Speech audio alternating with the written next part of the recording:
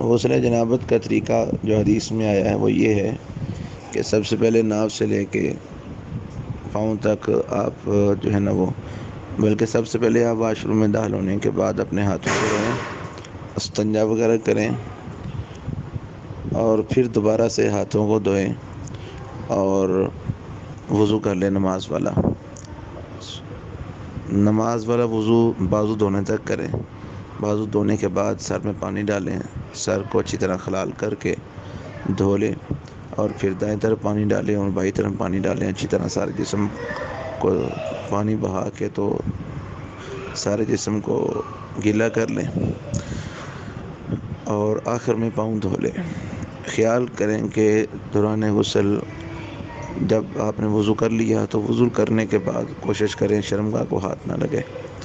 تو اگر آپ کا وضو قائم ہے، شرمگاہ کو ہاتھ نہیں لگا، تو آپ اسی وضو کے ساتھ بعد میں نماز بھی پڑھ سکتے ہیں۔ السلام علیکم۔